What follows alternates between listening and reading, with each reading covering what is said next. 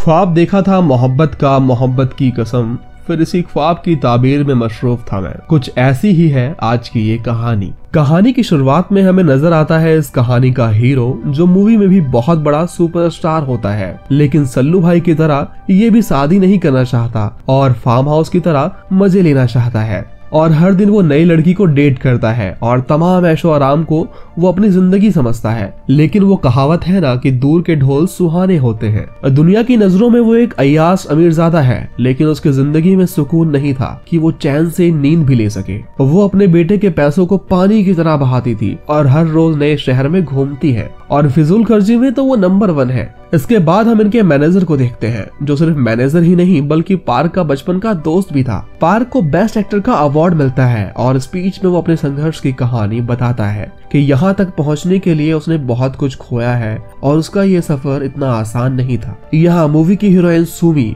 जो पार्क की एक्स थी, वो उसकी स्पीच को सुन रही थी। 10 साल पहले उनका रिलेशन था, लेकिन किसी की बुरी नजर लगी और छोटी सी अनबन से उनका ब्रेकअप हो गया। उस हादसे के बाद वो न्यूयॉर्क चली गई और आज 10 साल बाद वो कोरिया वापस आई थी। यहाँ जिलान अपनी फैमिली के साथ क्रिसमस मनाना चाहता था, लेकिन दोस्ती निभाने के चक्कर में उसे पार्क के साथ बार में आना पड़ता है, जहाँ वो सालों पहले आया करते थे। जिलान कहता है कि काश मैंने खुद पर और मेहनत की होती तो आज ये अवार्ड मुझे मिल सकता था, और अगर तुमने बेचारी सुमी से ब्रेकअप ना किया होता तो तुम्हारा आज परिवार होता और तुम बहुत खुशहाल जिंदगी जीते। और साथ ही वो उसे बताता है कि सुमी न्यूयॉर्क से वापस आई है। पार्क को अपने पुराने दिन याद आते हैं जब उसने अपने कैरियर को बनाने के लिए सुमी का दिल तोड़ दिया था। काफी देर रात तक बात करने के बाद वो दोनों अपने अपने घर निकल जाते हैं। पार्क घर आने के लिए एक टैक्सी का सहारा लेता है, जहाँ वो टैक्सी ड्राइवर पार्क जैसे सुपरस्टार को देखकर बेहद खुश होता है। बातों ही बातों में वो ड्राइवर पार्क से कहता है कि आपके पास तो इतनी दौलत है, शोहरत है, आपकी जिंदगी में तो खुशियां ही खुशियां होंगी। ये सुनकर पार्क कहता है कि पैसों से हम अपनी ख्वाहिशें तो पूरी कर सकते हैं, लेकिन लाइफ में जो सुकून चाहिए उसे पाना हमारी किस्मत कहाँ। ड्राइवर कहता है कि अगर आपकी लाइफ अचानक बदल जाए तो आप उसे मेरा क्रिसमस गिफ्ट समझ लेना। अगली सुबह जब उसकी आंख खुलती है तो वो खुद को एक अनजान घर में पाता है, जहाँ वो पूरी रात जमीन पर ही लेटा हुआ था। अचानक 2 बच्चे दौड़ते हुए उसके पास आते हैं और हैरानी तो तब होती है जब वो उसे पापा कहकर पुकारते हैं। यह देखकर पार्क कुछ भी समझ नहीं पाता कि आखिर ये बच्चे कौन हैं। तभी वहाँ सुमी आती है। अब रातों रात वो 2 बच्चों का बाप बन गया था और उसकी 10 साल पुरानी गर्लफ्रेंड अब उसकी बीवी बन चुकी थी। और बाहर आकर जब वो अपनी लग्जरी कार ढूंढता है तो उसे वहाँ डब्बा नजर आती है और उसी में बैठकर वो अपने अपार्टमेंट में जाता है, जहाँ उसके पासवर्ड से वो डोर ओपन ही नहीं हो रहा था। और वहाँ एक अनजान आदमी फ्लैट को खोलता है तो पार्क कहता है कि तुम मेरे फ्लैट में क्या कर रहे हो और तुम कौन हो। और उन दोनों में कहासुनी होने लगती है।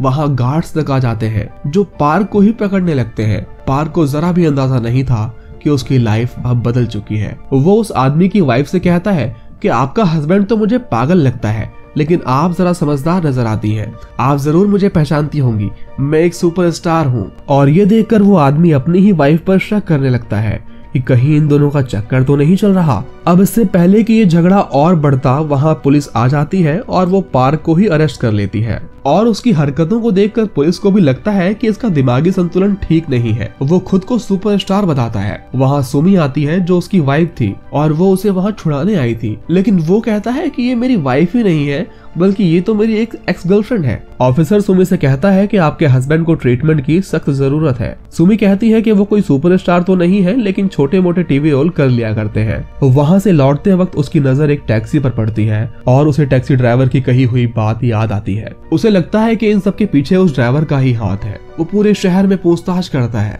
लेकिन उसके हाथ कुछ नहीं लगता और धीरे धीरे सब उसे पागल समझने लगे थे। वो जब घर वापस आता है तो उसे अपने बच्चों का नाम भी नहीं पता और वो उनसे बातें करने की कोशिश करता है। और सुमी बच्चों को पार्क के पास छोड़कर काम पर निकल जाती है, क्योंकि पार्क कुछ काम नहीं करता। सीरियल में छोटे मोटे रोल करके उसका घर नहीं चलता, इसलिए सुमी अकेले ही सारा घर देखती है। पार्क यहाँ टीवी पर देखता है कि एक सीरियल में उसने भूत का रोल किया है। देर रात काम से वापस आने के बाद सुमी उससे बात करने की कोशिश करती है और पार्क उसे अपनी आप बीती सुनाता है और कहता है कि मैं पार्क हूँ, एक बहुत बड़ा सुपरस्टार जिसे बेस्ट एक्टर का अवार्ड भी मिला है। लेकिन ये सब सुनकर सुमी अपनी हंसी नहीं रोक पाती और वो कहती है कि उस जादुई टैक्सी ड्राइवर ने मुझे तुम्हारी वाइफ बना दिया है। इतना खूबसूरत गिफ्ट मिला है तुम्हें, आखिर मुझ में कमी ही क्या है। और रात में सुमी जब उसकी बाहों में होती है तो वो अपने पुराने दिनों को याद करता है। सुबह जब उसकी आंख खुलती है तो दोनों बच्चे उनके ऊपर ही लेटे होते हैं। अपने बच्चों का काम करते करते पार्क को थकान महसूस होने लगती है, क्योंकि उसे इन सब की बिल्कुल भी आदत नहीं थी। अगले ही दिन जब वो टीवी सीरियल में कुछ सेकंड का एक्ट करता है तो वो अपना बेस्ट देता है, लेकिन वो लोग कहते हैं कि साइड एक्टर इतनी ओवर एक्टिंग करेगा तो आखिर हीरो क्या करेगा।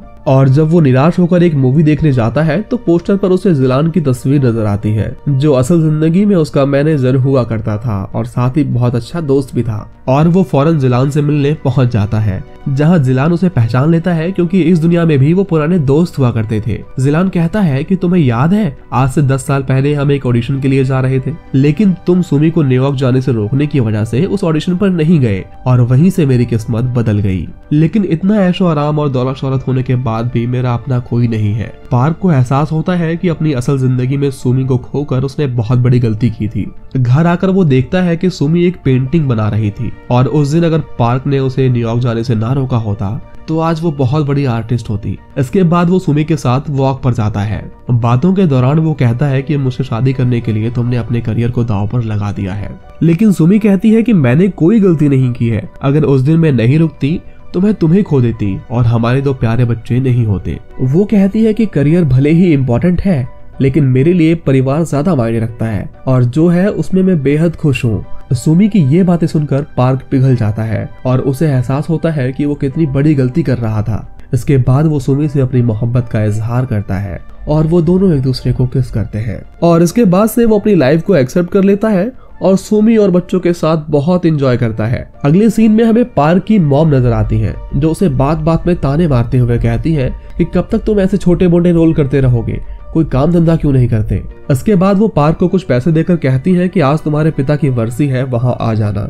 अगले दिन वो पूरे परिवार के साथ वहां जाता है, लेकिन बचपन में पापा का प्यार ना पाने की वजह से वो उन्हें पसंद नहीं करता। और इसके बाद जब वो बड़े स्टूडियोज में ऑडिशन देने जाता है तो वहां भी उसके टैलेंट की कोई कदर नहीं होती, बल्कि वो लोग उसके जरिए जिलान को कास्ट करना चाहते थे। जिलान उसे दिलासा देते हुए कहता है कि तुम फिक्र ना करो, तुम्हें अच्छा काम मिल जाएगा, लेकिन तब तक के लिए अगर तुम चाहो तो तुम मेरे मैनेजर बन सकते हो। ये सुनकर पार्क को बहुत गुस्सा आता है और वो जिलान को अनाप शनाप बककर वहां से चला जाता है। अगले सीन में वो बच्चों के साथ खेलने आया होता है और वहाँ उसके बेटे को चोट लग जाती है। हालांकि उसे बच्चों से खासा लगाव नहीं था, लेकिन आज कुछ अलग ही होता है। वो अपने बेटे को कंधों पर लिए भागता हुआ हॉस्पिटल जाता है और जब ये बात सुमी को पता चलती है तो वो भी वहां पहुंच जाती है। उसने एक सुपरमार्केट के स्टाफ की यूनिफॉर्म पहनी थी।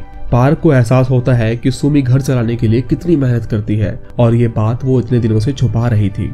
पार्क वापस जिलान के पास आता है और वो मैनेजर की नौकरी के लिए मान जाता है और जिलान भी सारी बातें भूलकर पार्क को अच्छी सैलरी पर रख लेता है और साथ ही पार्क भी उसकी पूरी मदद करता है और बेहतरीन फिल्में चुनकर उसे देता है, जिससे जिलान का चर्चा सारे शहर में होता है। साथ ही पार्क की जिंदगी भी संवरने लगी थी और वो अपने परिवार के साथ क्वालिटी टाइम स्पेंड करता है। इसके बाद कई महीनों के बाद जिलान को एक बड़ी सीरीज में काम मिलता है, लेकिन ड्रामा में उसके दोस्त का किरदार निभाने वाला एक्टर वहां नहीं आता, तो जिलान डायरेक्टर को पार्क का नाम सजेस्ट करता है और उसकी बहुत तारीफ भी करता है। इसके बाद मौका मिलते ही पार्क अपना हुनर दिखाता है और एक ही शॉट में सबका दिल जीत लेता है। जब सीरीज रिलीज होती है तो पार्क की बहुत तारीफ होती है और ढेर सारे लोग उसके भी फैन बन जाते हैं। उसकी फाइनेंशियल कंडीशन काफी बेहतर हो चुकी थी और एक दिन वो अपने परिवार को एक आलीशान अपार्टमेंट में लेकर जाता है और कहता है कि जल्द ही ये हमारा होने वाला है। लेकिन उसकी ये बात सुमी को पसंद नहीं आती।